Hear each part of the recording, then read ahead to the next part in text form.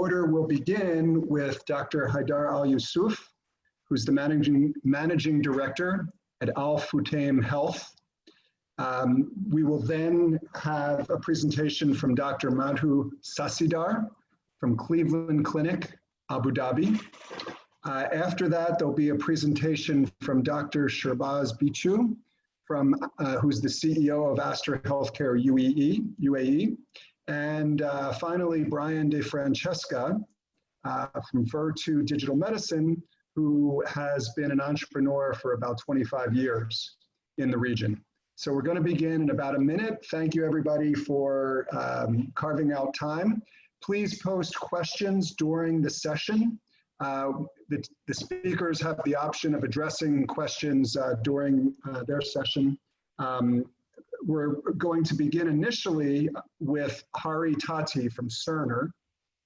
It's now 9:15 a.m. in Israel. We are really excited. This is a historic moment, and healthcare can be at the forefront of the entire relationship. There is tremendous interest I've found just in the last couple of weeks, and we're really excited to hear from people who deeply understand the Emirati healthcare market and the GCC. So Hari, if you're available, if you could share your screen and begin your session, we'd be very happy to have you as our first presenter. Sure. Thank you, Levi, for this opportunity, and thank you for mHealth Israel to have this opportunity to be participating in this seminar. Just to confirm, are you able to see my kind of video and also to hear my voice? Can hear your voice, but don't see your video. Thanks. Okay, I believe the voice is more important than my video. So, but I will start by introducing myself. So my name is Hari Tatti, and I work as a director responsible for the business development and strategic sales for Cerner, covering Middle East and also covering mainland Europe, focusing mainly on the Nordic countries. So I kind of have a quite wide area of responsibility, but these areas, especially Middle East, is one of the strategic areas for Cerner in global. Just to confirm, are you able to see my presentation which I'm sharing? Yes.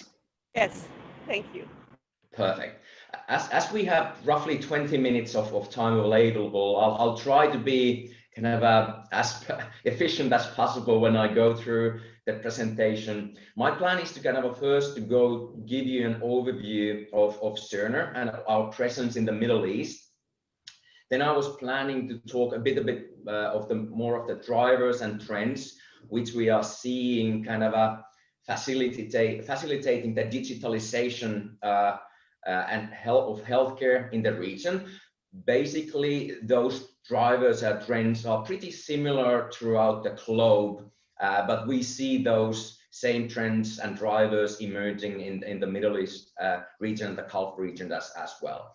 Then I'm going to talk a little bit about Cerner focus areas, how we approach those trends and drivers, and I'm gonna kind of end the presentation on talking about how we see the future from the point of view bringing new innovation into healthcare, as we see that kind of there cannot be a one monolithic solution, and there's a lot of innovation what is happening outside of the EMR vendors, and how do we actually empower and facilitate bringing those innovations into our ecosystem. What we currently see that actually our clients are also looking for to be able to faster kind of meet the needs of the patients and the citizens within the region. So I will start by kind of giving you a very short overview about Cerner. Cerner is the biggest EMR vendor and healthcare IT vendor in the world, focusing purely in healthcare. So last year, 2019, our revenue was roughly $5.7 billion US. we've spent nearly $8 billion on kind of a cumulative R&D investment since the kind of start of the company on 1979. We have nearly 6,000 hospitals worldwide using Cerner solutions, and within those organizations, including the primary care clinics, health clinics, in addition to the hospitals, there's roughly 650,000 physician users and 2.2 million non-physician users who are using our solutions. Obviously, kind of we are highly credited within the HIMSS-EMRAM kind of evaluation models. Well, obviously our clients are highly kind of recognized within HIMSS and HIMSS-EMRAM models. So we are glad to see that our clients are being successful on meeting the kind of a digitalization needs of their health systems. A little bit about our global presence. We are operating today in more than 35 countries. We have associates based in 26 countries. And as you can see, Middle East, the Gulf region is a significant importance of that kind of a global presence. And I'll next kind of tell a bit more about our presence in the Middle East. We've been working in the UAE and the Middle East for a long time. So kind of our first footprint, our first kind of a customer and our presence in the Middle East started in 1991. And currently we are operating and having customers working with health systems in 5 countries, including UAE, Saudi Arabia, Qatar, Kuwait, and Egypt.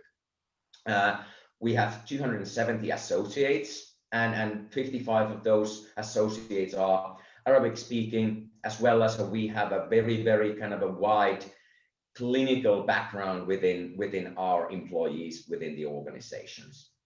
In the region, we have 250 hospitals and clinics using Cerner Millennium, which is the kind of a Cerner electronic medical records, as well as we are very happy that we have been able to work with our clients so that kind of the customer satisfaction through different kind of satisfaction surveys have been quite high, and obviously that's the key to be able to work with the clients and health systems in the region and throughout global.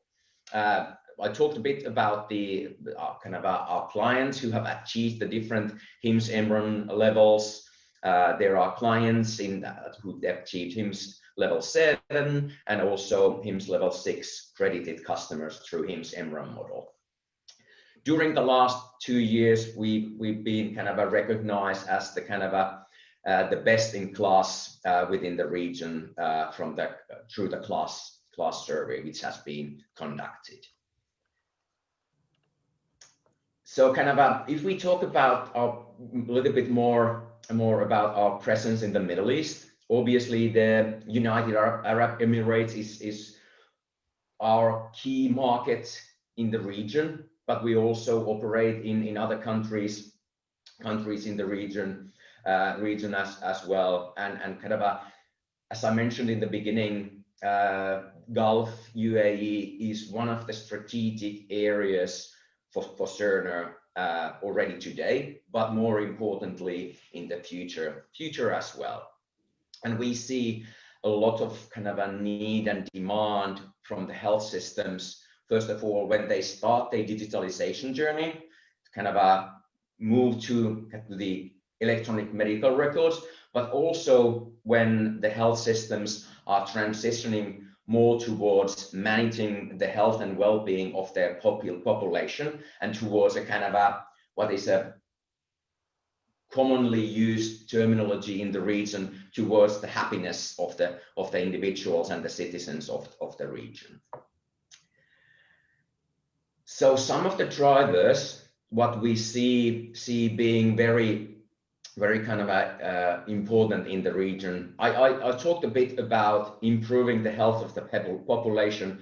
How do we actually manage the health and well-being the population? So kind of how do we manage the chronic conditions of our individual, which is a kind of a strong which has a strong impact on the cost and obviously in the individual's health. How do we predict individuals who are in risk, for example, to be diagnosed with diabetes or other chronic conditions, and how do we then manage these populations within the risk or who already have been diagnosed? Because it is highly important that the kind of a balance when we are taking care of those individuals is their care is managed probably. Like what we see throughout the global, there is a strong pressure on cost. We've seen the cost of healthcare increasing, and there is a need to find ways to maintain the current level of cost, or obviously in the ideal world to reduce the cost of healthcare. And digital technology, electronic medical records, telehealth, virtual visits, and other kind of a means and tools for engaging with the patient and helping the health systems to actually improve their efficiency and productivity, and through that the maintain the cost of healthcare and reducing is with a significant importance. What we also see is that there in some parts of the region there might be a kind of a limited availability for the kind of a experienced staff, which the health systems actually need to be able to better serve and treat their patients.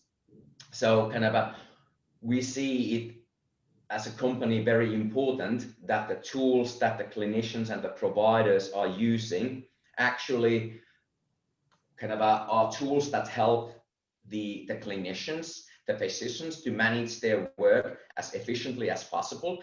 And at the same time, it will improve the health system operations, the efficiency and the productivity.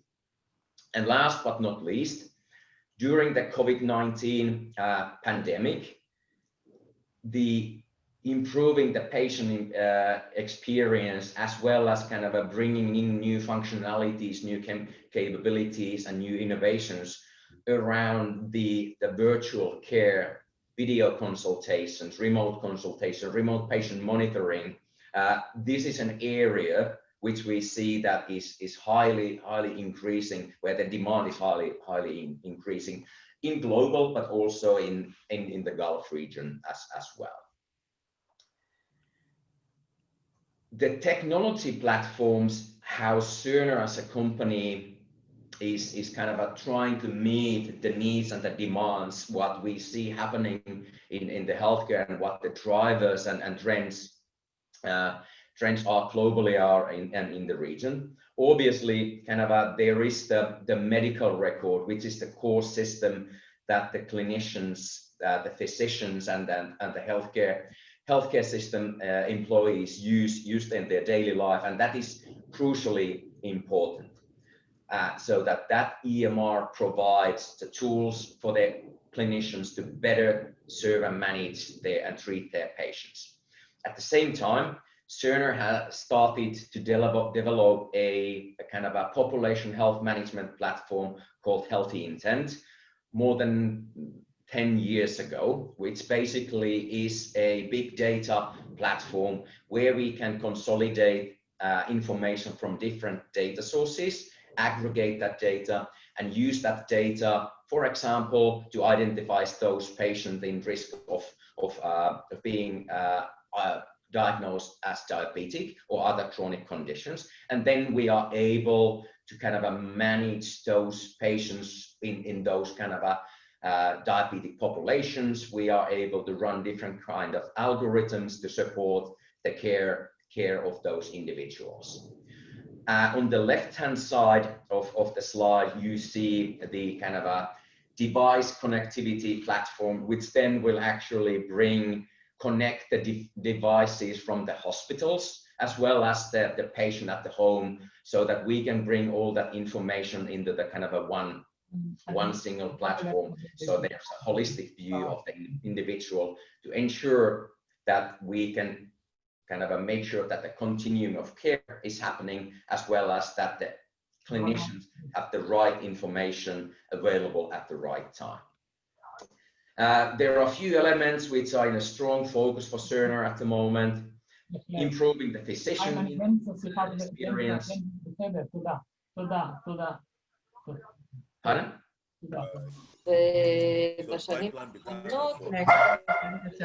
So I'm at Miriam herself. Please mute. Thank you.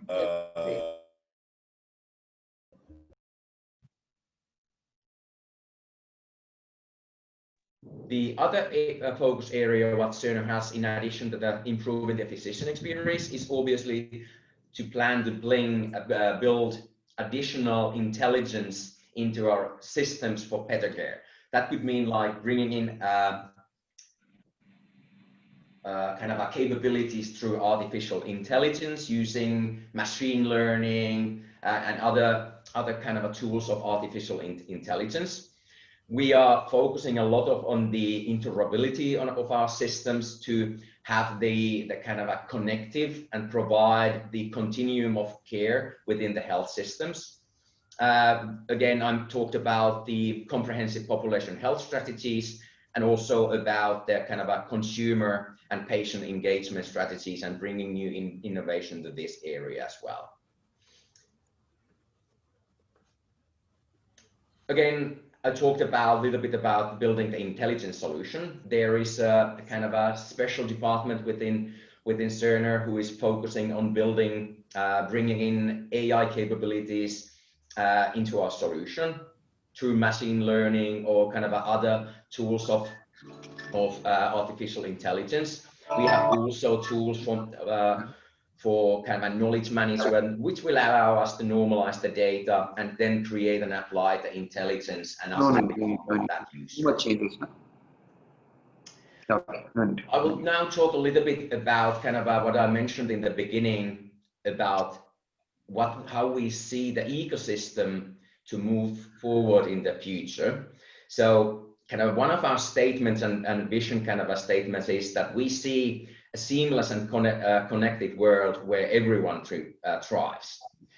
Basically, that means that we will need to be able to kind of add on additional capabilities and solutions into our platforms, because one thing what we also see that there's no one single company in the world who would basically have the bandwidth or the knowledge to do all of the innovations and ideas in the world.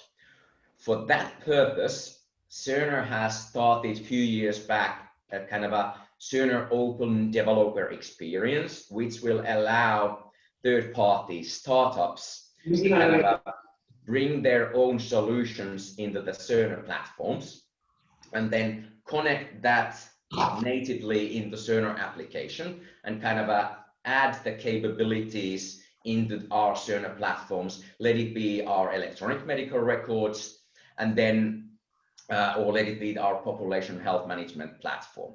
Through that kind of open developer ecosystem, we provide the developers the APIs, mainly focusing on standards like FHIR and SMART, how the developers and startups can kind of create test connections into our platforms. And then there's always the possibility to be approved to be part of the Cerner's kind of a solution and application ecosystem, where we currently have more than 30 applications live in Globen, which are available to our clients. And we currently have nearly 30,000 individual users for these apps. So kind of these are the main kind of areas how we see as a company, what are the trends in the regions, what are the kind of Cerner presence in the Gulf regions, and kind of reflecting those drivers and needs into that those global trends and drivers into the kind of needs and demands what we see in UAE and the Gulf region in total. And also I talked about the different ways how different companies then kind of can connect with Cerner to kind of bring in their innovations and solutions into the platform, so that we can better serve serve our clients jointly. So thank you for the time for presentation. I think I've spent most of the time what I had available. So if there are additional questions, feel free to ask your questions before I give the stage to the next presenter. Harry, there was a question from Dan Koster, which I think is relevant. What kind of EMR data sets are available for research? And how long has the UAE maintained medical records in a digital form? So if this community wanted to access EMR data from the UAE or other Gulf countries, tell us that landscape. So obviously, kind of the starting point for kind of accessing the data is that Cerner doesn't share that data as a company to other providers. It's always kind of the customer's data. So Cerner does not own the data. The clients, the health systems own that data. So to have access that data, that is basically that decision would need to be made by a health system, not Cerner. So we don't have the right to make that kind of decision. And our kind of what we are there to is to kind of protect that data. If there is basically a customer who then wants to kind of share that data, Cerner solution kind of the information in the medical records can be extracted to different kind of research databases, and also Cerner provides different tool sets. For example, like I talked about our Healthy Intent platform, where we can consolidate that data from different data sources. There's also a kind of a research solution in that platform called Healthy Data Lab, which can be used for research purposes or other purposes. If the question is about kind of more like individual applications accessing the data, obviously, again, it is in the customer's, the health system's decision which applications they would have allow the access and use that data. So Cerner would not make that decision on behalf of the customer ever. But then there are APIs and kind of within FHIR kind of standards, there are kind of data sets that can be transferred to the third-party applications. So yes, there are means to kind of extract that data from the EMR, but the decision, obviously, to allow that to happen, that needs to be done by the health system. So I want to thank Harry for, frankly, postponing another meeting in order to present to our community. So thank you for that. I've posted Harry's contact details. If folks also want to send a note to me, I'm happy to make sure that it also gets to Harry that way. Many thanks. And when the virus leaves, we invite you and welcome you to visit Israel. I'm now going to turn it over to Dr. Haidar Al-Yusuf from Al Futtaim Health, which is not only one of the dominant conglomerates in the region, but also a leading player in healthcare. And Dr. Al-Yusuf himself is extremely well known in the UAE, and we are absolutely thrilled to hear about some of the programs that he's introduced to transform the healthcare system in the Emirates. So the floor is yours. Thank you so much. Thank you, Levi. It's a pleasure to be able to present to you guys here today. Is the sound clear? Are you guys able to hear me clearly? Yes, we can hear you. Thank you. Fantastic. So let me just share my screen with you, and then basically I'll sort of start talking to the presentation. So what I thought I'll do is basically I'll start by giving an overview into the health system of the UAE, sort of very, very high level, and then focus more into Dubai, where my previous phase of work has been obviously in the design and implementation of the mandatory health insurance system for the Emirate of Dubai.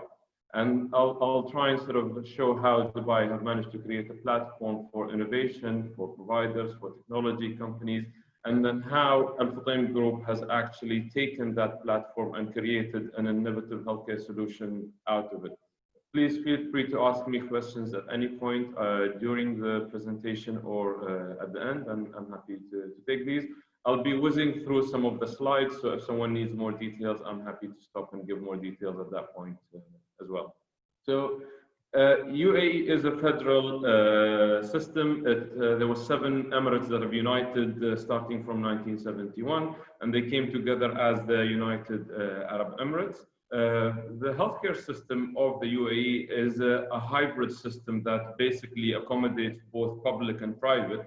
However, it started way back as purely public system that was providing services to the local population of the UAE, being obviously an attractive place for people to come and work. And as the UAE has developed its expatriate population, that gave an opportunity for the private sector to also grow and provide services for the expatriate population. However, in more recent years, both public and private system and the payment methodology have started merging together. And being a federal system, the Ministry of Health is the sort of overall regulator of the health system. However, the larger local emirates like Dubai and Abu Dhabi have their own health authorities that basically, under the umbrella of the ministry, take full control of designing and implementing the systems within those emirates. And as a result of that, Abu Dhabi has gone with mandatory health insurance in 2006 and provided complete population coverage for the Emirate of Abu Dhabi with health insurance by 2008. Dubai have done that in 2013, and that was the project that I was honored to lead. So if you look at the regulatory terrain in the UAE, you've got the Ministry of Health and Prevention that basically has that federal umbrella, and then also focuses on the Northern Emirates, and basically it has a role in service provision in the Northern Emirates. Department of Health of Abu Dhabi is the regulatory authority for the Emirate of Abu Dhabi, and there is a significant portion of service delivery in Abu Dhabi provided by the public facilities under the umbrella of Saha, which is a public-owned company. However, the private sector in Abu Dhabi has been growing nicely as well and is a significant player in the health sector of the Emirate of Abu Dhabi. Dubai, you have 2 regulatory authorities. The Dubai Health Authority is the main regulatory authority and the implementer of the mandatory health insurance system. And you've got a free zone, which is the Dubai Healthcare City, and the Dubai Healthcare City provides services within the free zone and regulates the free zone. And then the Ministry of Health and Prevention is the regulator, as well as provides certain level of services in the remaining Emirates, or what we call the Northern Emirates. And obviously there is a private sector presence in there as well. So I'll talk in more detail about Dubai, since that's been obviously my area of expertise and the project that I've been involved in. And so the mandatory health insurance project in Dubai was called Is'ad. And Is'ad in Arabic means bringing happiness. So the leaders of Dubai saw definitely providing healthcare and universal healthcare coverage in the Emirate of Dubai as a means of providing happiness and stability to the population of Dubai. And let's remember UAE being high expat population. So this evolved initially in 2013, where basically only 28% of the population of the Emirate of Dubai had a formal means of healthcare and did not have to pay out of pocket. These were through government services or insurance. And that was fundamentally the local population, as well as some of the expatriate population that was working in the private sector and had access to health insurance through their private providers, as well as government and semi-government companies that have chosen to provide health insurance to their employees and the dependents of those employees. But there was no mandatory form of health insurance that basically allowed universal access to healthcare to the entire population. So my project was to take Dubai into complete insurance coverage and to ensure that the entire population of the Emirate of Dubai, local and expatriate and ultimately visitors, have access to healthcare and are covered by healthcare insurance for all of their healthcare needs. So the Dubai system basically, coming from the Dubai Strategic Plan 2005-2017, and clearly sort of stemming from the visions of His Highness in providing happiness to the population. Right now, the best health system for the people of Dubai. And we've designed a financing methodology that was not only an insurance covering system, but a platform for providing high quality system, bringing in data standard, bringing in a best practice system that could be considered an international benchmark, obviously providing the population with the health security that sort of fostered happiness and productivity, and that made Dubai an attractive sort of investor destination for healthcare investment in the Emirate of Dubai. So if we go into one more layer of detail in the Dubai system, the role of the government of Dubai and the Dubai Health Authority was the implementer of the mandatory health insurance system. And the source of funding came from three areas. Government has always and was always going to continue to provide funding for the local population. And then insurance companies were the funder for all the expatriate population as well as some of the local population members through employment. So the payer of the policy was the employer, the implementer of the policy was the insurance company, and then obviously the visitors insurance kick in as well, and it started the first phase of that, and multiple phases are coming in. The beneficiaries, Emiratis, residents, visitors, as mentioned, and service delivery can take place both in public and private facilities. So we've created a payment methodology where the money follows the patient. So the patient can choose to go and get services in public or private, and the money will follow the patient, and the provider providing care to the patient is then basically getting paid for those services based on their network and insurance contracts with insurance companies and public insurance programs. And ultimately, basically, that created access to the entire population of the Emirate of Dubai. And in the next slide, I'll show the phased approach that we took in that. And through smart regulation, fostered quality investment in the health sector. And it created a platform specifically for the private sector of the Emirate of Dubai to be a significant player in the health industry in the Emirate of Dubai. So by design, the government decided to stay less than 30% of service delivery to be done by the government, and more than 70% of service delivery in the Emirate of Dubai to be provided by the private sector. And as a result of that, I'll show you in my next slide, how did the private sector in the Emirate of Dubai grow. I will actually jump to this slide first and then come back to the detailed slide. So in 2013, when the mandate started, there was 1.1 million insured members in the Emirate of Dubai. That was about 28% of the population at that time. So the population of the Emirate of Dubai at that time was 3.4 million people roughly, and 28% had a formal form of coverage, for healthcare, and didn't have to pay out of pocket. 72% of the population had to pay out of pocket for healthcare. And then we implemented mandatory health insurance in Dubai up until the first quarter of 2017, where 100% of the population of the Emirate of Dubai became covered by health insurance. And at that point, in April 2017, the population of Dubai grew up to 4.7 million people. And by that, we refer to people with Dubai visa. So they could be physically resident in another emirate, in Sharjah or Ajman or Kuwait. However, they basically had employment visas in the Emirate of Dubai, and they were either employees or dependents, basically, of people who were working in Dubai. And we can see from 2013 to 17 how the insured population grew. And as a result of that, the amount of money pumped through the healthcare insurance system has actually grew as well. So we took the health insurance market and the private provider market in Dubai from 2.5 billion dirhams in 2013. That's roughly about $700 million, all the way to close to 10 billion dirhams in 2016, and 17-18 it actually reached about 11 billion dirhams. So the growth, the significant growth of the health insurance market, as well as obviously the private health insurance industry, fundamentally came in from moving the unregulated out-of-pocket spend that people were spending into the healthcare system into a regulated as well as standardized insurance payment methodology that was a lot more consistent. The population of the country grew as well, as we saw, from 3.4 million in 2013 into 4.7 in 2017. So there was a lot of people coming into Dubai to work and to make Dubai their home. So that was part of the growth, as well as the coverage that was given to a lot of people that were not spending out of pocket or waiting until they went back home in their summer holidays and got their elective healthcare delayed sort of to when they went home. So that brought in a lot of the money that was being spent on the healthcare system outside Dubai back into Dubai and put it into the healthcare system of the Emirate of Dubai.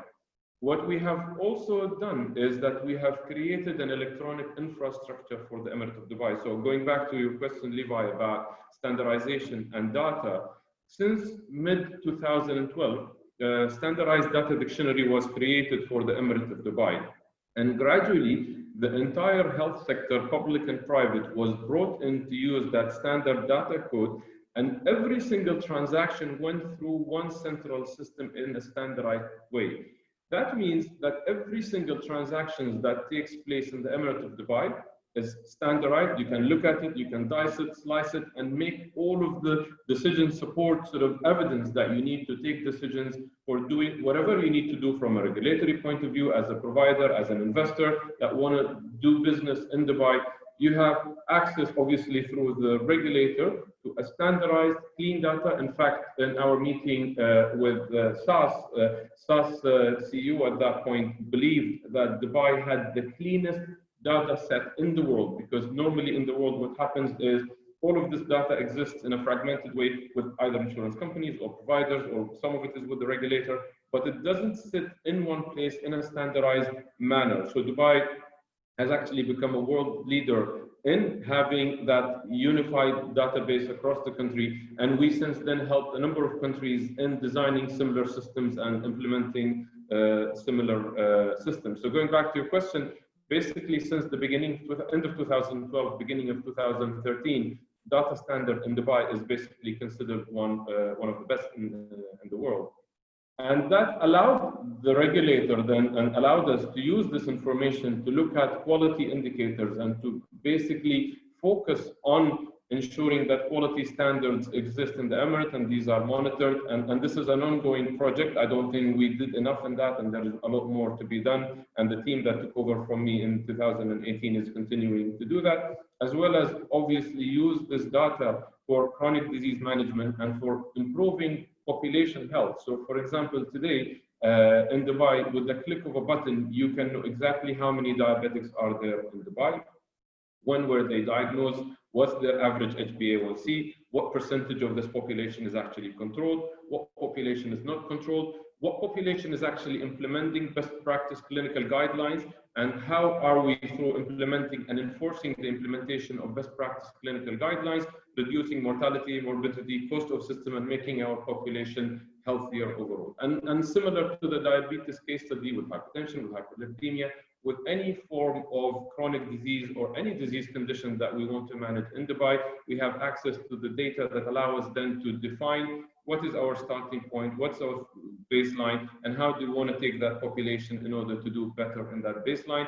And that's one of the key innovations in Dubai that allowed then the private sector to build on it and create further sort of quality platforms and solutions, whether it is on a service delivery level or technology level or specialized service level, or wherever you want to come in, you have a platform for quality that recognizes and rewards quality, and that allows you to stand out if you are the right quality player. And Dubai was always looking to invite only the top quality players to the Emirate of Dubai.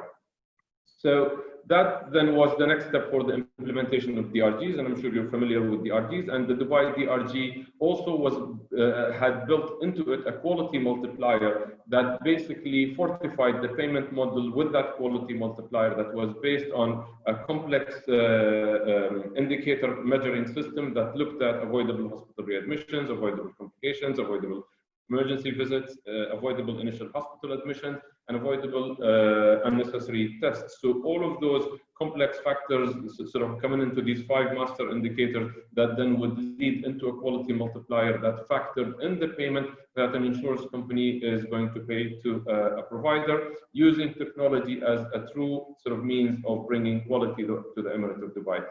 So very quickly, I'll go to the 2 slides that I have skipped. And this allowed basically Dubai to bring in the entire local population through smart insurance solutions into the insurance mandate. This picture was in the launch of the Saada program for the Emirati nationals in Dubai, where we basically opened up for the first time their access to the private sector through an insurance payment methodology. And that program was launched by His Highness Sheikh Hamad bin Abdul Maktoum in June 2015, and opened up the entire local population to that basically database evidence system, as well as the innovation and the services provided by the private sector. It allowed us to focus on key groups like the elderly. We know these groups, obviously, they are small groups in number, but they high cost bearers. So in order to optimize quality of service as well as cost to those, so we've created monitoring at home programs that allowed us with highly complex patients to detect them early, capture events, capture their medication, capture their compliance, and also release them from hospital early and manage them from home where needed, further reducing the burden, the cost burden on the health system, but also improving mortality, morbidity, and their quality of life. So using this system and these platforms allowed us to actually bring in those innovative solutions to the population of Dubai, both local and expatriate. The mandatory health insurance coverage for the expatriate population, or what we call the essential package, still covered all of the necessary healthcare requirements that they have, from doctor visits, GP visits, referral to specialists, surgeries, obviously pregnancy, accidents, and emergencies. A lot of screening and early detection programs were built into the system, and then obviously the full suite of treatment. And it had a smart design, because at that point we needed to come up with a mandatory coverage that created the right level of access of people to healthcare without being a burden on the economy of the Emirate of Dubai. Obviously, employers were the paying party that paid for these insurance programs. So we need to create the right balance between access to care as well as cost on the economy. And I believe with that mandatory package, we have managed to do so. And if you look at this package going live in 2014, even to date in 2020, the package has not really inflated highly and has still managed to sort of preserve its price point and provide to the population the level of coverage they wanted. It is then up to the employer or the individual to upgrade that package to whatever level of coverage they need. So all of the healthcare requirements are met there, but they may want to add some more cosmetic procedures, some more sort of higher network coverage, etc., out of country coverage. All of these then were choices either the individual was taking to do or the company that employed them sort of was taking to do. And it created that fairly open market, flexible system that accommodated everyone, protected everyone, but within it had the space for everyone to do what they wanted in terms of what they get for from a healthcare service point of view, or provider, or all of the sort of options within the healthcare system, and really created a fantastic market for the private sector and the private investor in the Emirate of Dubai that was in the same time smartly regulated and ensured that people are protected and are getting the right of healthcare. So I'll jump from that into how then in my next project, Al-Futtaim Group has taken this forward and created an innovative healthcare solution for the Emirate of Dubai. And as you mentioned, Levi, Al-Futtaim Group is one of the largest private conglomerates in the region. It operates, obviously, it's headquartered in the UAE. It's a family-owned business, but it operates in 30 countries all over the world, and it spans across retail, real estate, automotive, and financial services. And health was the new addition to the group. So basically, we created under the Al-Futtaim Health umbrella a new presence in healthcare that focused in its initial phase on primary care services. So we wanted to provide a primary care provider in the market that sat from a price bracket point of view in the middle. So it was affordable healthcare that was open to everyone and that used the principles of primary healthcare as the best practice in providing good quality healthcare to the entire population. So our primary healthcare centers were integrated, very, very technology-enabled, smart centers that basically had all the, obviously, pharmacy and clinical support services, even up to day surgical services, but as much as possible to provide it in the community, the level of care and the quality of care that people provided. So it was a high-end quality at a mid-market price. And our next phase of the project was basically moving into secondary services, super specialty centers and hospitals, which is the next phase for us. So we are in that primary phase. And we saw quality as a key differentiator, but also healthcare technology as a key differentiator for us to actually improve the patient experience, focus on clinical outcomes quality, as well as bring in financial efficiencies. So we've created what we call a technology-enabled integrated healthcare system that had that unconventional patient experience, convenient, And that paid off really, really well. So when the pandemic started, we were, even though we are obviously a fairly new provider on the market, we were one of the first, if not the first provider to go with a completely digital offering where you can come in all the way from a video consultation with your physician into sample getting collected at home, into medication delivery to home. So you had an entire digital journey where you can get all of your healthcare from the comfort of your home, not having to leave your house and go to a clinic where you think, or possibly there could be COVID patients or could be a higher risk of exposure to COVID. So we've created an entire end-to-end solution that was based on digital, and we were the first provider in the market to do that. And we have really tried to redefine the healthcare experience across the board by creating this whole new look and feel, new sort of experience all around. And this is the sort of, that was the conceptual structure. This is the current operational structure where we have our fundamental group of clinics called Health Hub. And these are our mid-market clinics that focus on the entire population and bring in coverage to the population. We've already started building in our centers of excellence that focused on key areas, and this is one fantastic area for collaboration. And I know in Israel there is a number of super specialized centers of excellence, so we would definitely look at potential collaborations over there. We've already 3 centers of excellence in different stages, one of which is already live, which is a center of excellence in hair science. We've got chronic pain management and sleep medicine center of excellence, and there are 2 others also in the pipeline. And then we move at the next phase, obviously, into secondary services and hospitals. And the idea was that this model, we take it horizontally to become obviously across the region. So as a group that has presence in the region, we then move in and deploy the similar model with the level of customization that every country requires to that country, as well as dive deeper into super specialized services and secondary services, like I mentioned, creating one of the sort of largest players in the region and using healthcare technology as a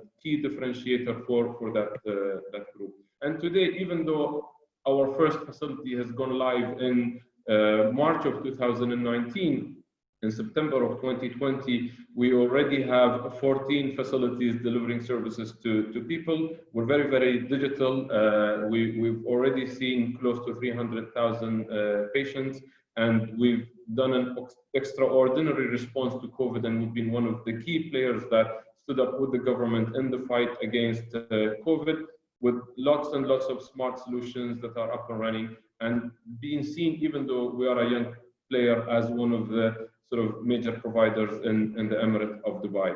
So I'll close with my last couple of slides to sort of basically give you some visuals into how we created, not only from a look and feel point of view, a different healthcare environment, but also from a customer experience, from a complete engagement, sort of a solution built on listening to the customer. We hear you is our motto, and creating solutions for patients that they need to live their lives in a healthy way.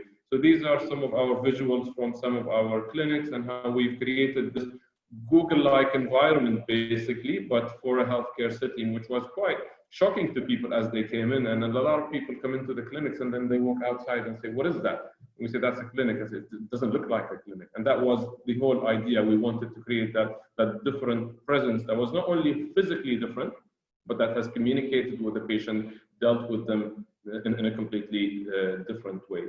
So these basically are my last slides, just taking you through the visuals of what we have done. And I'm happy to take questions from the audience. Dr. Al Yusuf, that was amazing. I really thought I was looking at Google in Chelsea or Silicon Valley.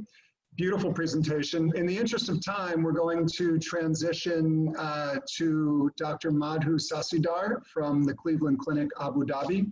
So the floor is yours. Thank you. Thank you, Levi. Can you please confirm when you're able to see my slides, and then I'll go ahead and get started. We can see, thank you. Perfect. Well, thanks everybody, and thanks Levi. It's a pleasure to connect with everybody, and good morning to all of you. I think it's morning for pretty much everyone on this call. So by way of introduction, I'm a physician. I'm a pulmonologist and critical care physician. I'm the Chief Medical Officer here at Cleveland Clinic Abu Dhabi. I've been here for close to 3 years, and prior to that, I was at the main campus in Cleveland, Ohio for about 12 years. I think Dr. Haider very nicely covered the regulatory landscape here in the UAE, so I'll skip this in the interest of time and talk a little bit about the healthcare landscape in the UAE. So the population and the demographics, it's about 10 million, of which 20% are Emirati and the rest are expats.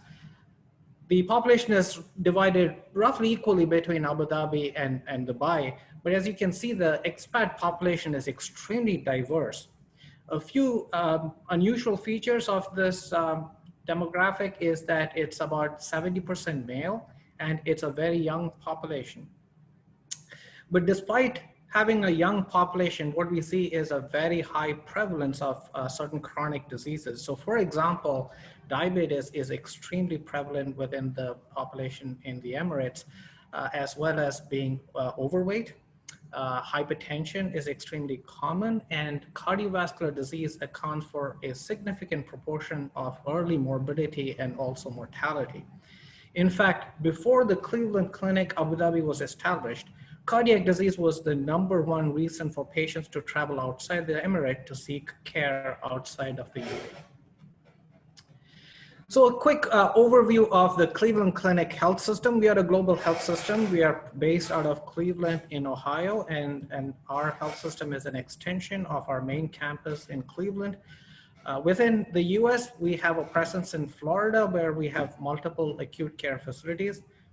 The center in Nevada is primarily focused on brain health. Abu Dhabi is our first global presence at the Cleveland Clinic in Abu Dhabi, and we are currently constructing a facility in London, which should hopefully open in late 2021 or 2022, given now the delays with COVID.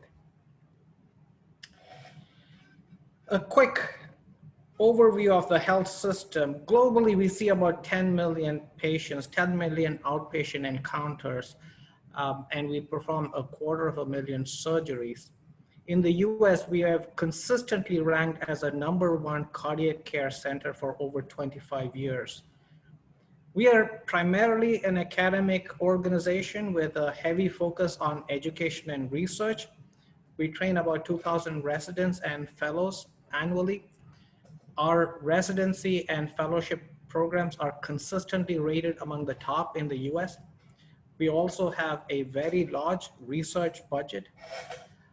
Globally, we have about 70,000 caregivers. We count every provider, everyone, regardless of their role, whether they're in accounting or patient services, we call them a caregiver because in some way or the other, they interact with our patients. Out of this, about 5,000 now are physicians and about 15,000 are nurses. So the Cleveland Clinic Abu Dhabi is a partnership. It's a partnership between Mubadala and the Cleveland Clinic Foundation. And it articulates the vision of the leadership of this country to bring to the Emirate a first-class hospital that has American-style healthcare at the highest level of quality anywhere in the world, primarily with the goal of reducing the need for the residents of UAE to travel abroad for critical care and complex care. So by its very nature, the Cleveland Clinic Abu Dhabi is focused on the highest level of care beyond tertiary, even quaternary care, such as cardiac care, stroke, neurological care, as well as transplant medicine. So this is our facility. If you've been in Abu Dhabi, you cannot miss our facility. This is a iconic building as you drive by. It's about 400,000 square meters of floor space. Currently, we are licensed and we operate about 364 beds with capacity to expand up to 490 beds. One unusual feature of this hospital is that out of the 364 currently licensed beds, 72 of them are critical care beds. So that's a high proportion of critical care beds to total beds. And this represents the very complex and critical nature of the patients that we take care of.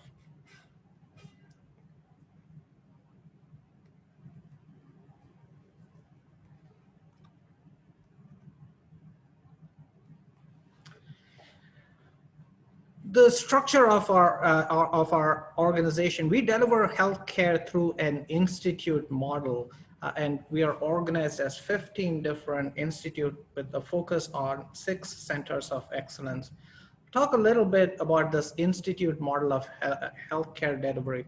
What we do is, for example, the Heart and Vascular Institute, we bring together multiple specialties such as cardiac surgery, cardiology, vascular surgery, and other disciplines that coalesce around a patient who may have cardiovascular disease.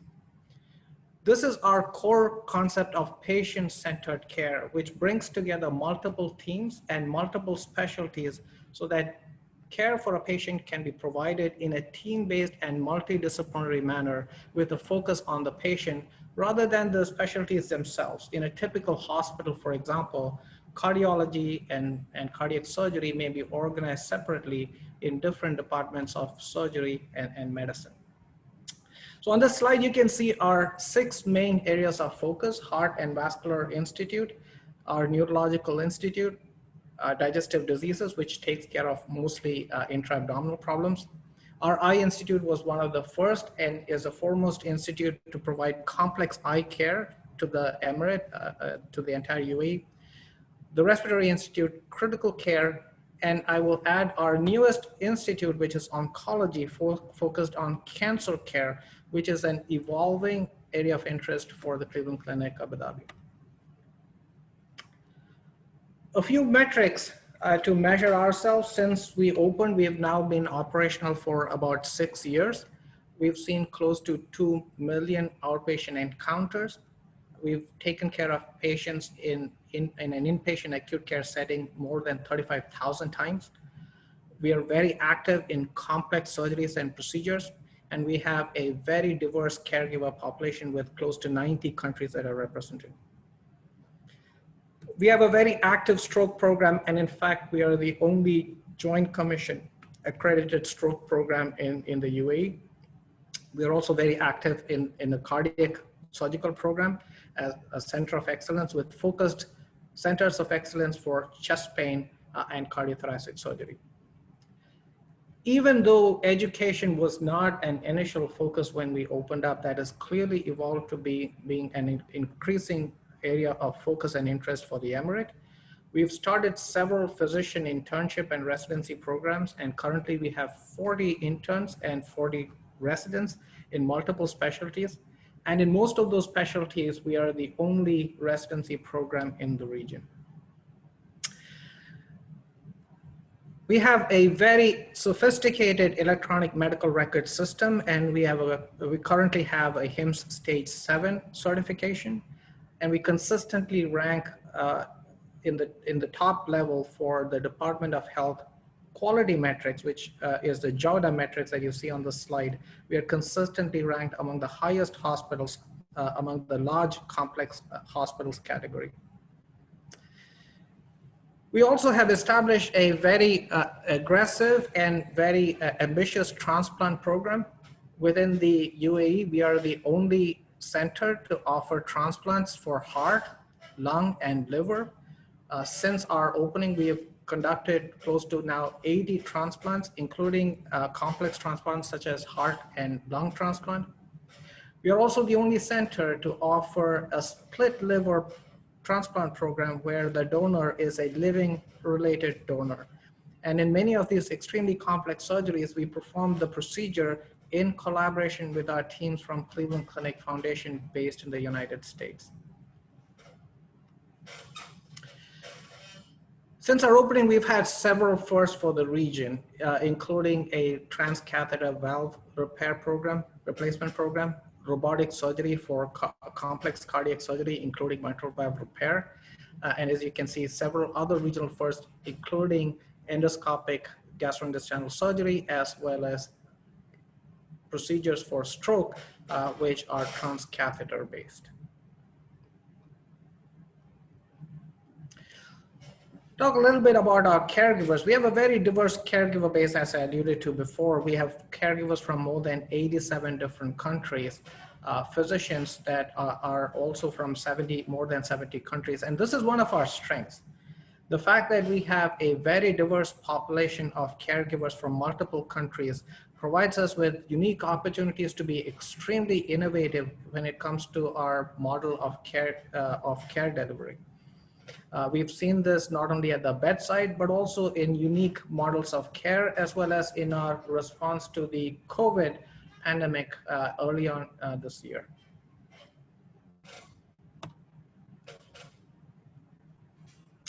We had a very active international patient program. Not only was it very active, but it was a growing program reflecting the Emirates' desire to position itself as a center for international patient care.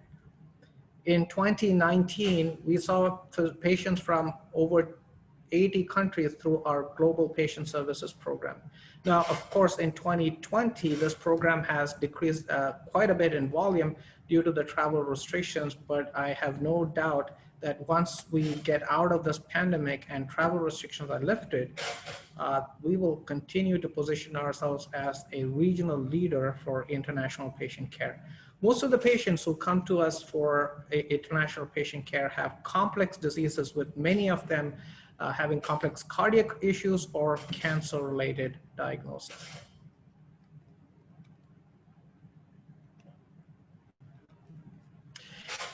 So I'll take a few minutes to talk about our response to COVID because it's such a current topic. We were one of the first hospitals in the region to admit patients with COVID infection. Our first patients were admitted in February of this year.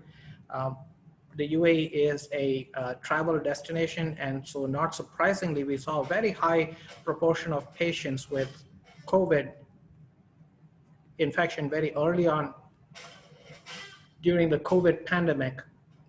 And the way we responded to that was in close coordination with the regulator. We rapidly expanded our bed capacity, and most of the increase in bed capacity was for critical care. We were the destination for the most complex and critically ill patients. We established a unique ECMO program, extracorporeal membrane oxygenator, where patients with very severe advanced COVID disease were at risk of dying are placed on an external circuit which removes their blood, oxygenates it externally, and then returns it to them. We not only established the first ECMO program in the country, but for also the first time in the nation, we were able to go to other hospitals, place patients on ECMO, and bring them to our hospital. Remarkably, our hospital mortality at the Cleveland Clinic for more than 750 patients admitted with COVID disease was 4%. When you compare this to reports from every other industrialized nation, that is a very, very remarkable number, because in most countries, mortality ranges from the mid-20s to even higher. Not only did we take care of patients with COVID infection, but we also quickly pivoted to providing a virtual platform, setting up a virtual platform to take care of our existing patients who could not travel to us during the COVID pandemic when a lockdown was in effect. Since then, this virtual platform and this remote care platform has become a proof of concept for the region, and in close association with the Department of Health, we are now expanding this to a remote care program where many patients now will switch from receiving their care predominantly at the hospital to receiving the care at home through a remote care program, including digital doctor visits, home-based nursing visits, a pharmacy that delivers medications to the patient's home, as well as some lab tests which can be performed based on blood draws at the patient's home. So as we are halfway through this COVID pandemic, at least halfway through, I hope, we are somewhere in that middle bucket there. We've managed the outbreak. We've been able to contain it pretty well. We are aggressively in the Emirate testing and performing surveillance as well as contact tracing to limit the possibility of a second wave. But as we emerge out of this, the Emirate has clearly learned from this example the opportunities for digital delivery of healthcare and transitioning care from being hospital-based to closer to the patient's home through a remote care program.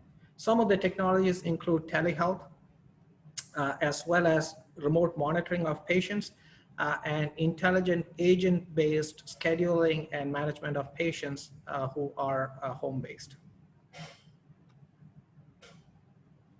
So I see this as the future of healthcare in Abu Dhabi. There was a question about healthcare data sharing.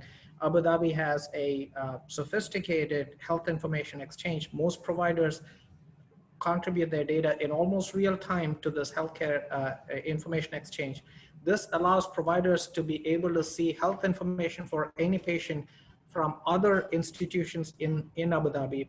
But also in the future, this gives us a robust data source for secondary uses of data, such as population-based healthcare as well as value-based care, things that Hari, I believe, alluded to at the top of the presentation.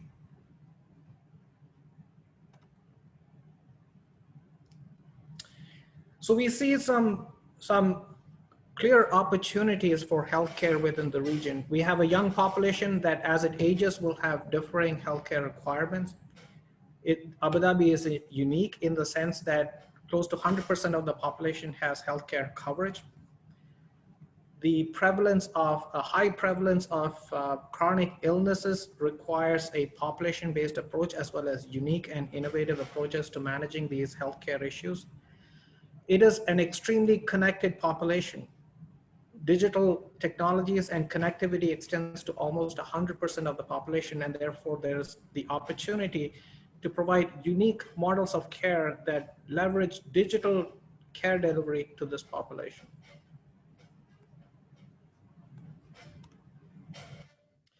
So I will leave with this slide. This is where we are headed to. What you're seeing in the middle of that image there, that green building, is our new cancer center. The oncology center is scheduled to open in 2022.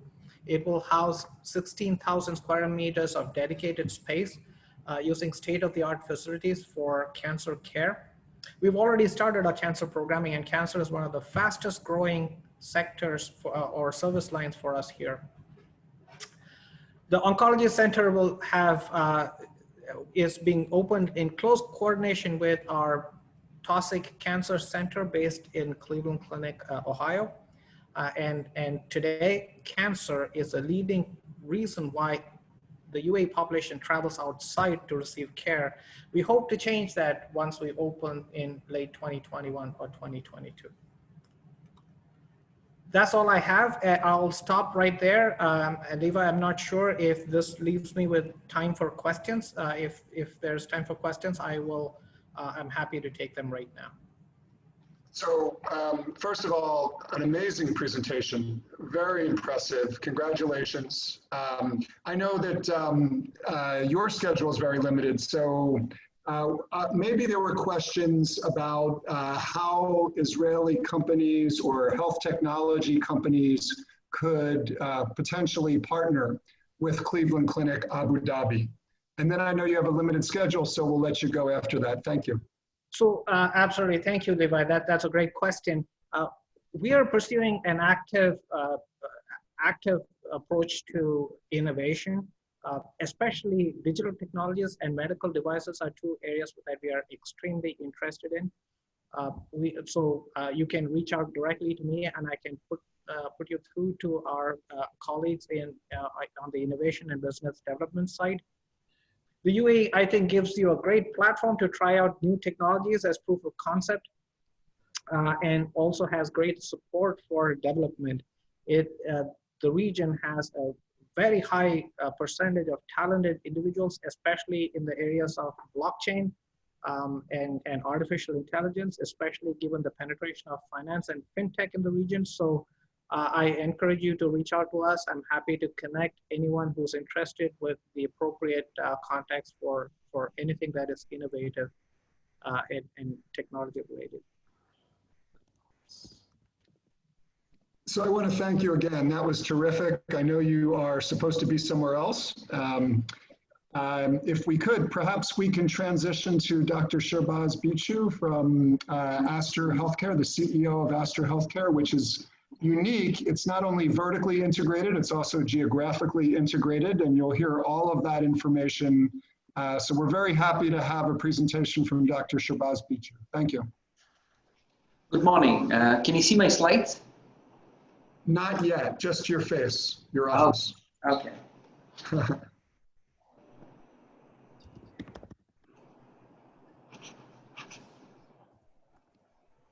Just a second, hold on. I'm just getting it connected.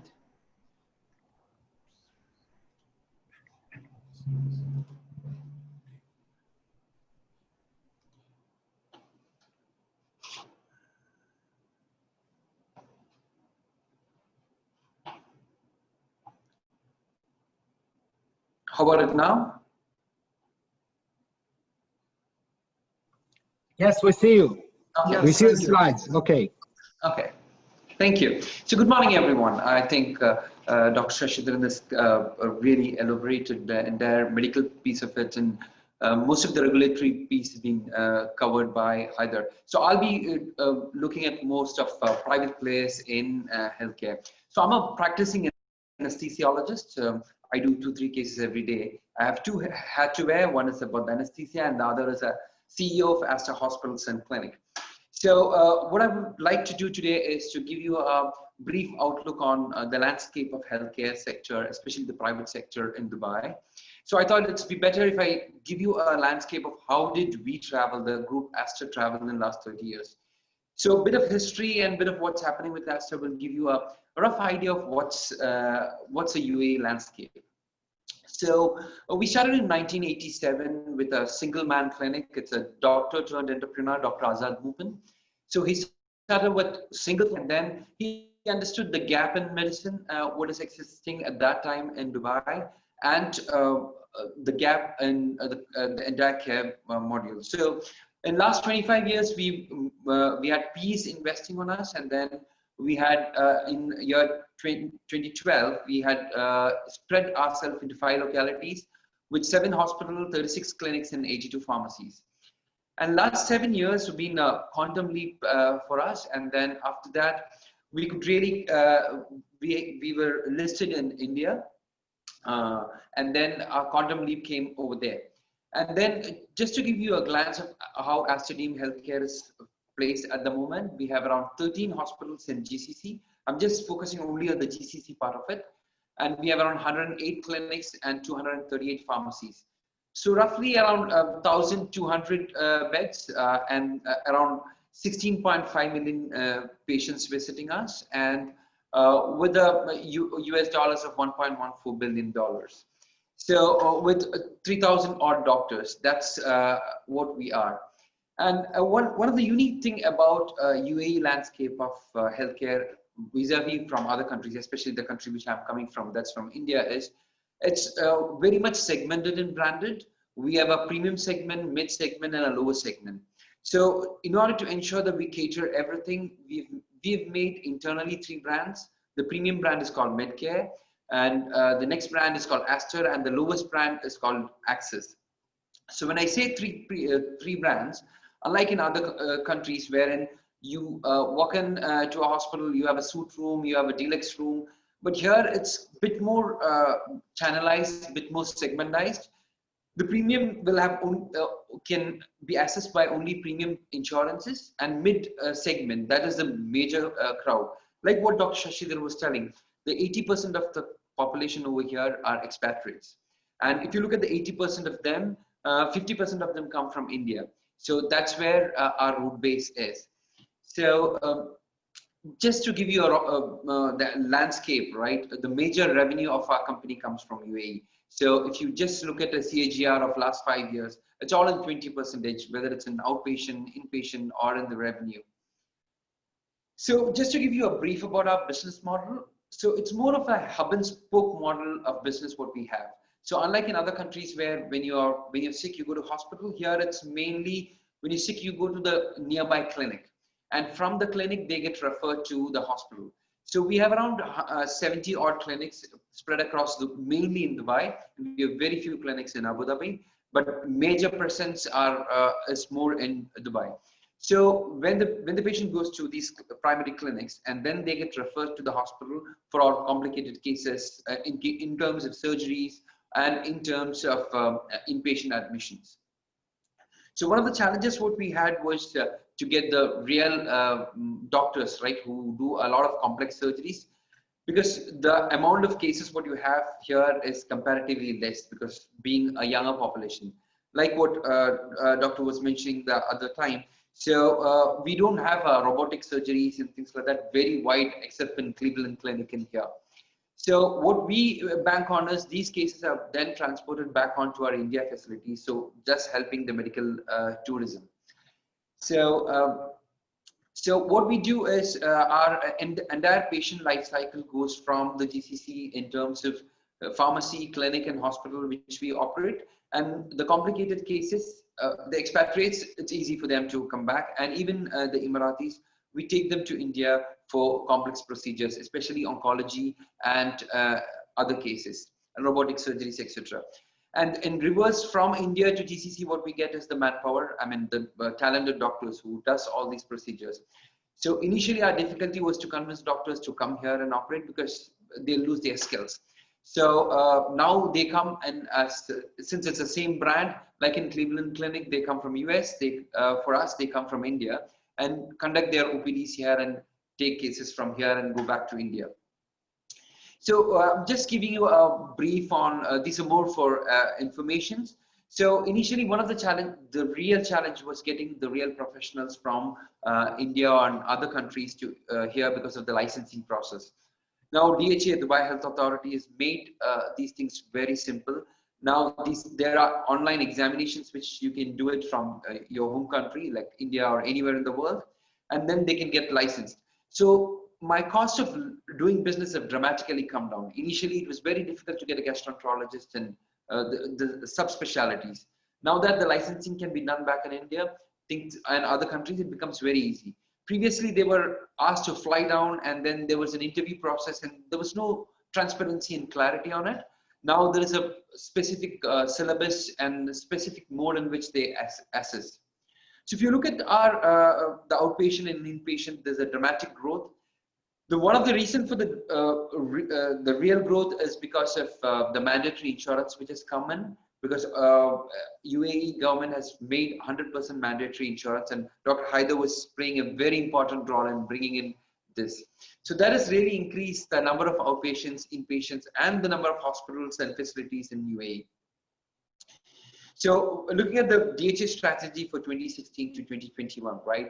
The vision was toward healthier and happier community. I think this is a country which gives a lot of importance to happiness.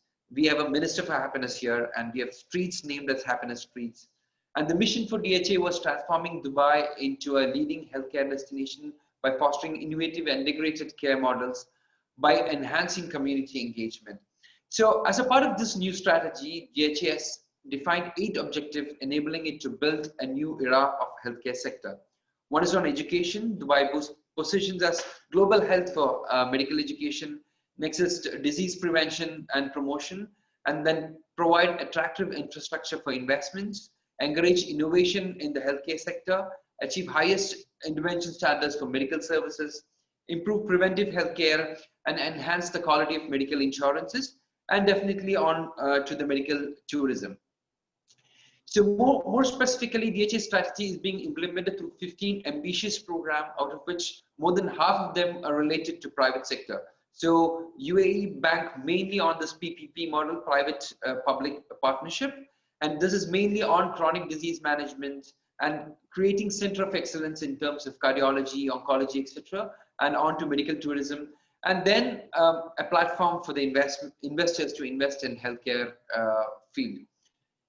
So drivers of healthcare investment is mainly of looking at the population, which is increasing trend of population. We are expecting 5.5 million inhabitants by 2030. And even though the current population is mainly onto younger population, going ahead, we see a large gap on getting into a lot of older population, but the facility for them, geriatric medicine, is a larger gap here. And then infrastructure-wise, this is a connectivity is far too high with Dubai. Dubai International Airport welcomes 90 million passengers annually, and Al Maktoum International Airport expects around 240 million passengers annually. So I don't want to go in detail about this slide because Dr. has already touched on the high mortality rate due to cardiovascular diseases and prevalence of diabetes in this region. So one of the major game changer in this region was 100% insurances. So I saw one question in the group which is posted, how are the healthcare payment? It is just a 10% is fee for service, and rest of it is completely on to health insurances. So private sector, there is a large gap on center of excellences, especially onto the tertiary care, and there is a larger gap on rehabilitation, chronic disease, and mental health piece of it. So on to innovation, looking at the digital revolution. Dubai, I think they have a robust EMR system which is coming up, wherein the entire data is being collected by the Dubai Health Authority. And one of the challenges we often will face as a public sector is data migration is very, very restricted with this country. And there's a clear licensing process existing for all telehealth, and all the hospitals in Dubai will be connected with NABID, which is a patient portal. And leading on to the top 4 specialties on health tourism, it's more on to orthopedics, ophthalmology, dental, and infertility. So they're expecting around 500,000 healthcare tourism within this coming years. So this is a home for 196 regional offices for Fortune 500 companies, and first in MENA region as per Global Innovation Index, and 7th most global competitive country. So, and we have 2 dedicated free zones in Dubai for healthcare, wellness, and lifestyle sector. And then very, very investor friendly atmosphere. And so recent challenges, changes in healthcare sector is number 1 is about ease of licensing, which I told you, both in licensing of the facility and licensing of the doctors and healthcare providers. And mandatory insurance has made accessibility of healthcare very important. As I was mentioning earlier, since 80% of the population was expatriates and the healthcare system was very costly here, previously when the patients were identified as cancer or terminal illnesses, they used to travel back into their countries and then do their medical there. Right now, since it's been covered by insurance and the quality of healthcare is much higher, they try to be in this country to do their health. And then health tourism is very much booming because of the infrastructure, and that's what the government is banking on. And there is a lot of emphasis on e-prescription, electronic data inter-exchange. So I don't want to go in detail about health insurance, which Dr. Haider has already designed, and he has been.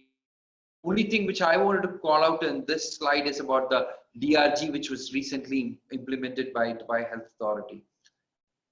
And next is the large technology gap, which has been there here. Is one is the big piece which is coming on artificial intelligence. So I think that's where the country is also looking for, and there's a lot of predictive analysis which is going to come in next few years. And Dubai is, unlike any other governments, if you look at Dubai government, they run much ahead of private sector. So they're banking on AI largely. And then I think that is going to bring in a lot of precision medicine and early diagnosis and treatment. And that's also going to bring the cost of doing business very, very low. And then there is a lot of robotic post-process automation. If you look at other industries like banking and other industries, so if you look at vis-a-vis to healthcare, we are not as much progress in digitally as compared to other fields. So there's a lot of robotic process automation which is going to come in next few months, I would say, in here. And then telemedicine is showing a large boom with COVID and we had a large lockdown here, and because of this, telemedicine usage has dramatically gone up. So now after releasing the lockdown, the buyers have come down. I mean, the use of telemedicine have come down, but then there are a lot of people who are using it for chronic medicine and for refills. And then next part is about remote monitoring. So we had a large issue with our hospitals getting overfilled and healthcare professionals not being there during the peak of COVID. So that's where we established tele-ICU, wherein most of our ICU were managed by licensed doctors back in India. So the tele ICU and telemonitoring and home ICU is going to be the thing which is going to come in the next few months. And healthcare information interoperability is something which DHA is also largely looking for. This is brief about my presentation, and I'm ready to take any questions if it's there. Thank you so much. Very good. So if folks have questions, I guess the common question is, given your relationship with pharmacies, how does that sort of differentiate your innovation efforts? And what's that potentially mean for technology vendors seeking to partner with you? So one of the advantages what we have is right from the time when the patient comes in, we clock in complete life cycle, right from the primary healthcare to pharmacy to this. So we are looking up for technology partners who can bridge the gap. Right now, even though we do have an EMR system, we are not able to engage the patient completely in the life cycle. So we are open and we are in fact onto the market looking at partners technologically to bridge that gap.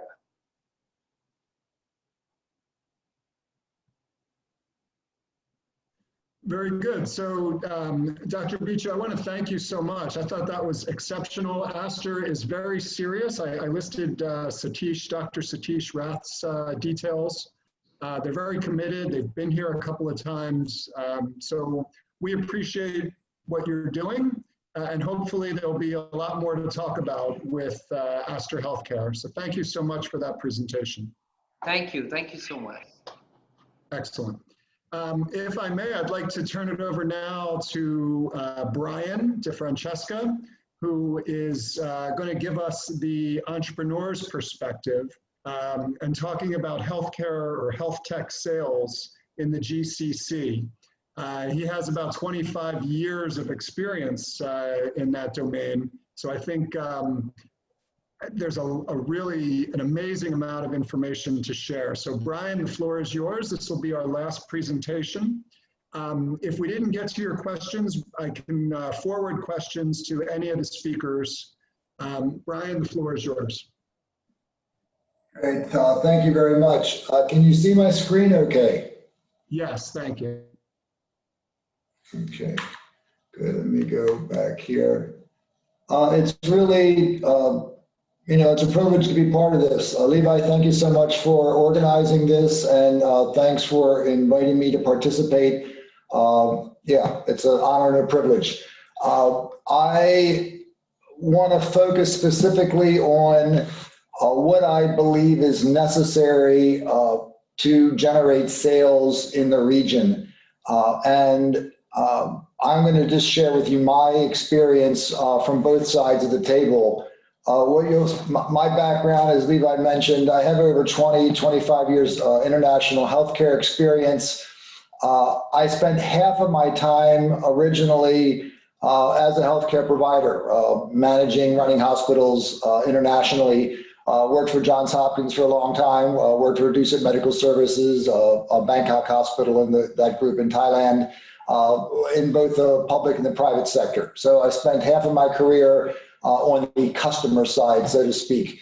The other half of my career was spent selling services to healthcare organizations, both in the public and private sector, originally with an outsourced clinical engineering company in Asia called Asia Biosystems, and most recently with Virtu Digital Medicine, which is a B2B digital health platform based out of here in Dubai.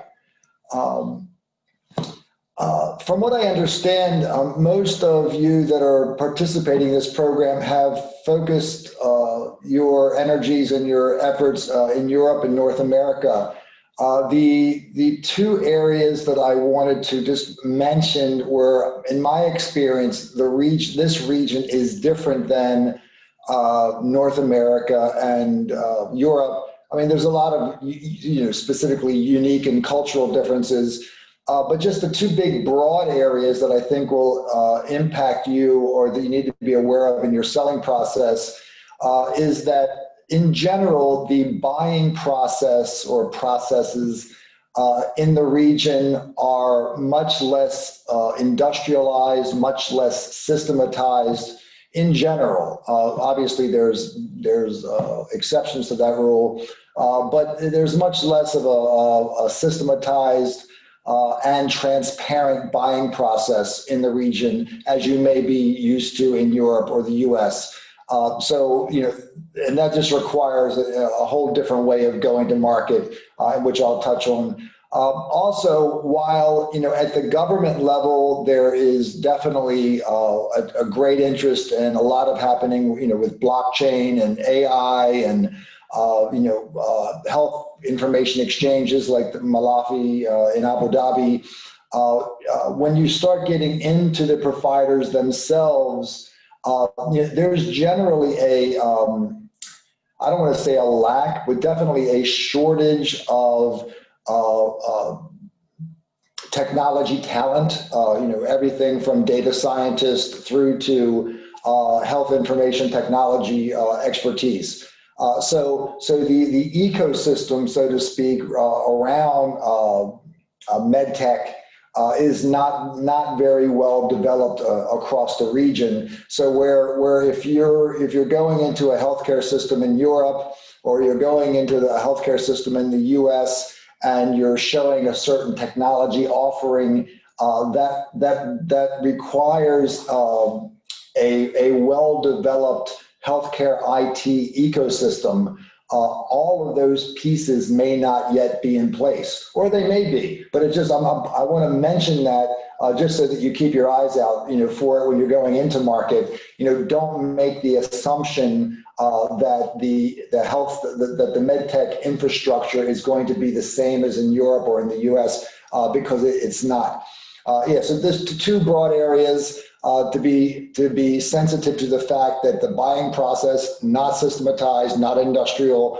It varies between government and private, and then it will vary between various private sector players. 5 areas that I believe you should consider or just be aware of going forward. And we could spend all day talking about any one of these. What I want to do is just share a few thoughts on each one. And many or most of these, they're not unique to the GCC. They would apply to any country or any region in the world. But there are a few nuances here that I'll mention to you that may help you both save some time, avoid wasting time, and hopefully end up getting some sales in the future. I want to discuss, kind of the main one and the most sensitive one first, which is political. The normalization of relations is awesome. I mean, there's, so many of us that are supportive, encouraging, happy about it, and just want to do whatever we can to move it forward. And, there are a lot of us here that are, really, excited about that. With that said, that does not mean that everyone in an organization that you approach will be equally as understanding and supportive and encouraging. I'm not saying that to in any way dissuade you or turn you off into an organization or the market, but just to be sensitive to it, that while at the macro level, at the government levels, engaging in normalization of relations, wonderful. It will take some time for that to percolate down all the way through the different organizations and to the population in general. So it's just something to keep, to be sensitive to as you get into an organization. While there may be several people there that are, 300% supportive of engaging with your companies, there may be a few people there that are less supportive, and just to be sensitive to that. That's enough on politics now. That's not really my area of expertise. The sales are all complex sales, and this is common to selling into healthcare institutions anywhere on the planet. But definitely here, it is a complex sale. The lead time on a sale into a healthcare provider here will not be less than 12 months. So when you're planning your lead time on sales, plan 12 to 18 month lead time, for market and sales development. Also, within any institution, there will not be one single individual that you're selling to. There will be multiple stakeholders.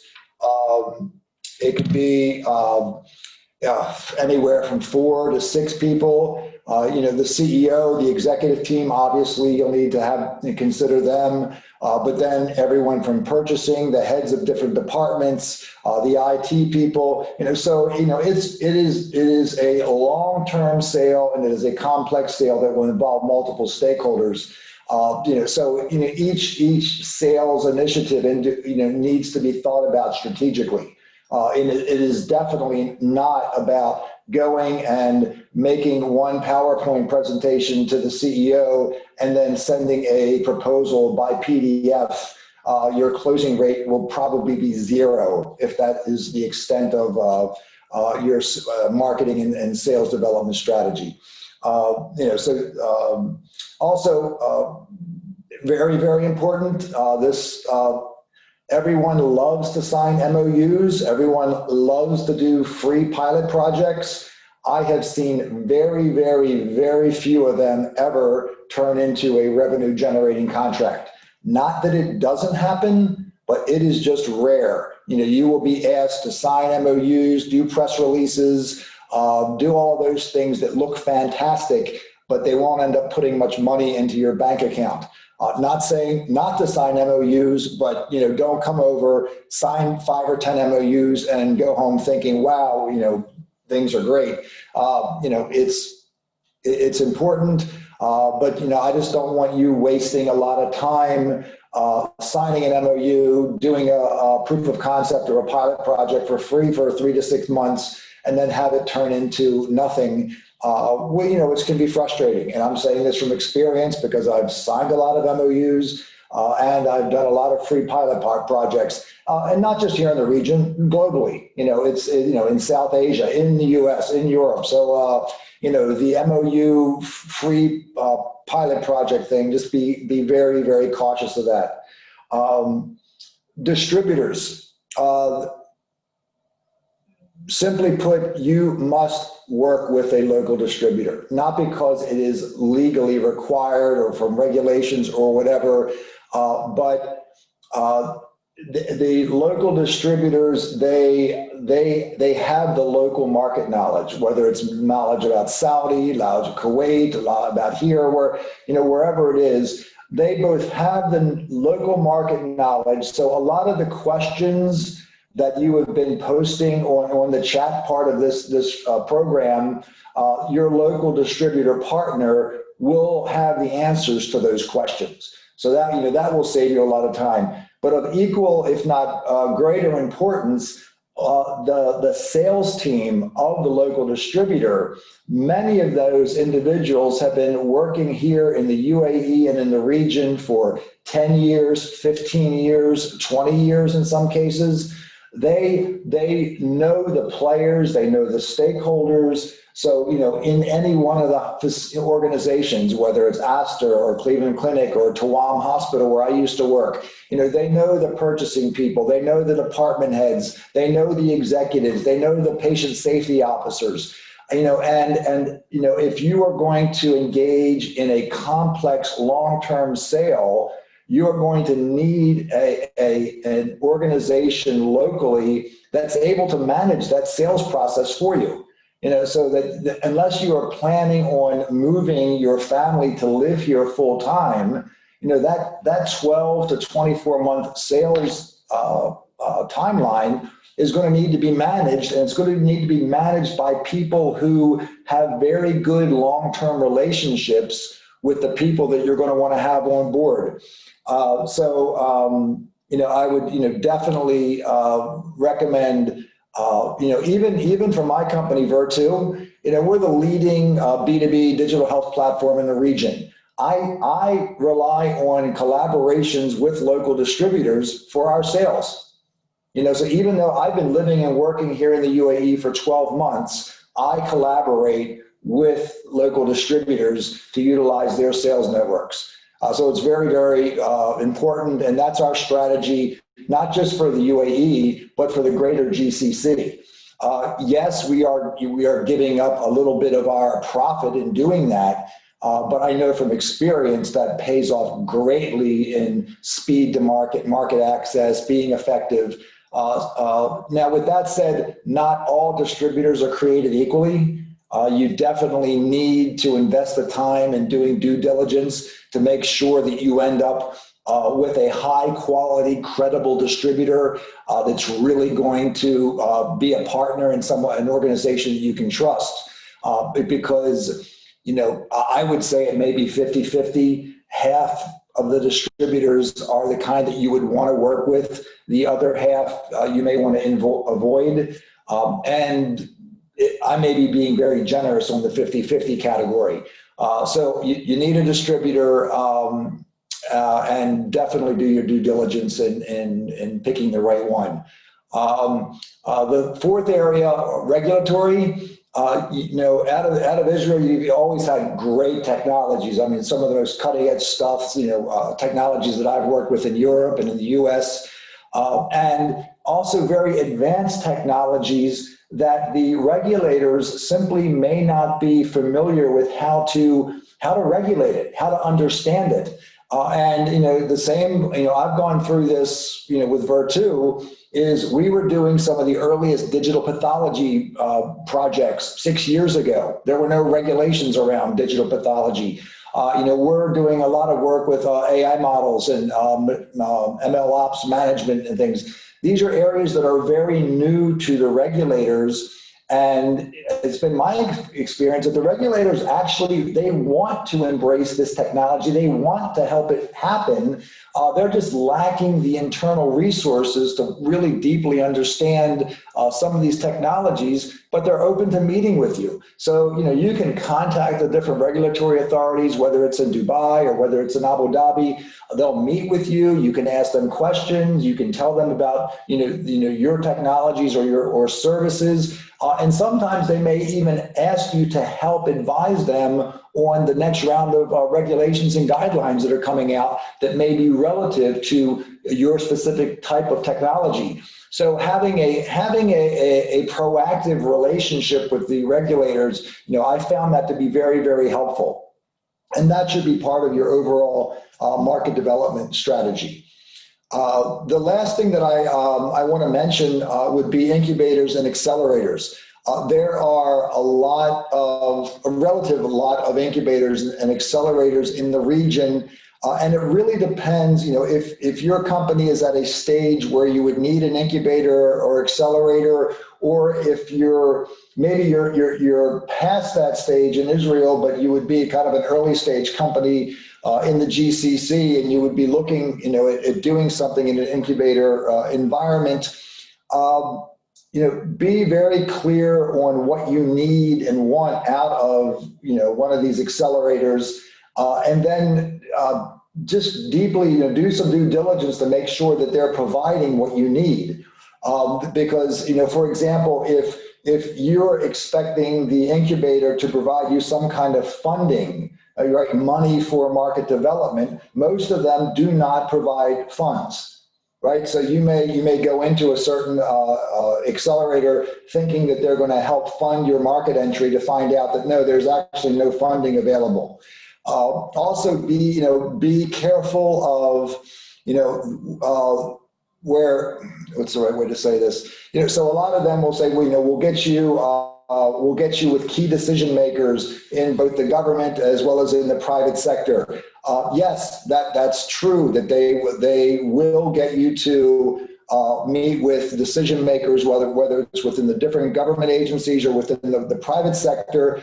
However, with that said, what I've seen so far, and this is not limited to the UAE, this is across the region, that you'll be in an incubator environment or an accelerator environment.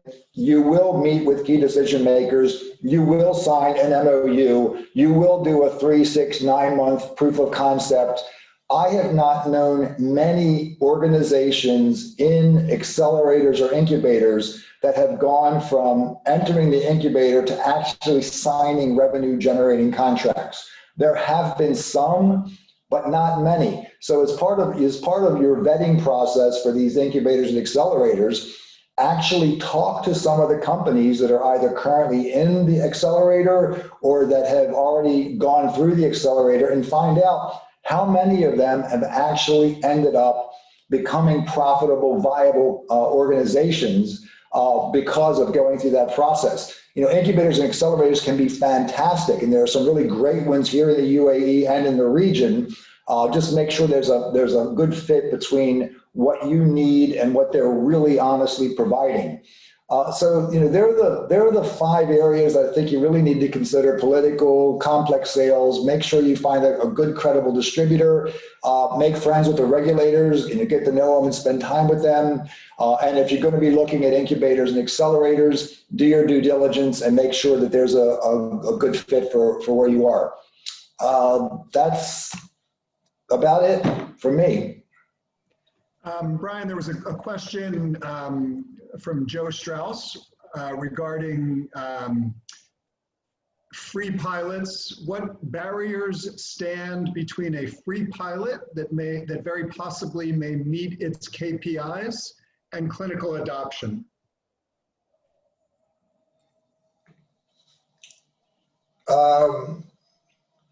Well, I mean, first of all, I guess this ties into the discussion about the regulator, that it needs to, whatever the technology, you know, we've talked several times about AI and telemedicine and telehealth and telecare, you know, that you can come into the market with some great technology or technologies, but if they are not approved for use by the regulators, you'll be stopped right there because it's not allowed by the regulators. Assuming that you've passed that hurdle because, you know, you're already CE marked or FDA approved or both or whatever, then, and you work your way through the regulatory approval, the next hurdle, you know, for clinical adoption would be, is it a technology that will be reimbursed by the payers?